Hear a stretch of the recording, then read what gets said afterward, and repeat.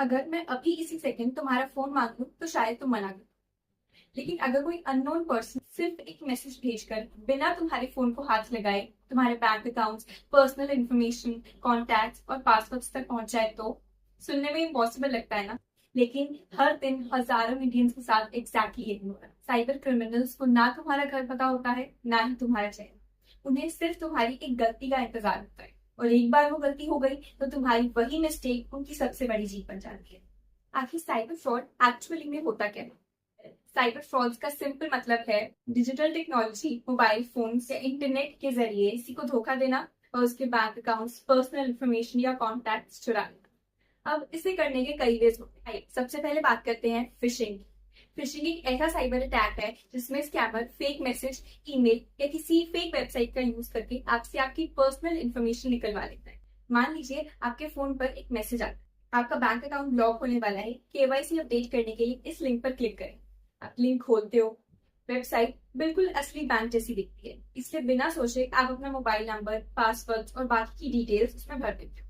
वो इन्फॉर्मेशन सीधा स्कैमर के पास पहुंच जाती है। फिर वो लॉग इन करने की कोशिश करता है और ट्रांजैक्शन कंप्लीट करने के लिए आपसे ओटीपी यानी वन टाइम पासवर्ड मांगता है। अगर आप ओटीपी भी बता देते हो तो ट्रांजैक्शन कंप्लीट हो जाता है और आपके बैंक अकाउंट से पैसे स्कैमर के बैंक अकाउंट में ट्रांसफर हो जाते हैं। तो इससे बचने के लिए हमेशा याद रखिए कि बैंक कभी भी आपसे ओटीपी नहीं मांगता।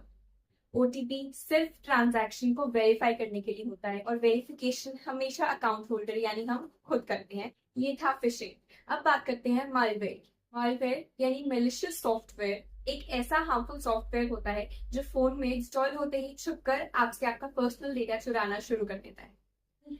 मान लीजिए व्हाट्सएप, टेलीग्राम या किसी और ऐप पे प्रीमियम ऐप फ्री या unlimited coins, paid course free या किसी एपीके फाइल का लिंक मिलता है। एपीके मतलब प्ले स्टोर के बाहर से इंस्टॉल होने वाली ऐप। आप सोचते हो फ्री में मिल रहा है, डाउनलोड ही तो करना है। लेकिन जैसे ही आप उस ऐप को इंस्टॉल करके एसएमएस, नोटिफिकेशंस, एक्सेसिबिलिटी और बाकी ऐसी परमिशंस दे देते हो, बैकग्राउंड में मालवेयर छुपकर आपके ओटीपी पढ़ सकता है, फोटोज और कॉन्टैक्ट्स कॉपी कर सकता है। कुछ एडवांस्ड मालवेयर तो बैंकिंग ऐप खुलने का वेट भी करते हैं ताकि ट्रांजैक्शन के वक्त आपकी सेंसिटिव इंफॉर्मेशन चुरा सके।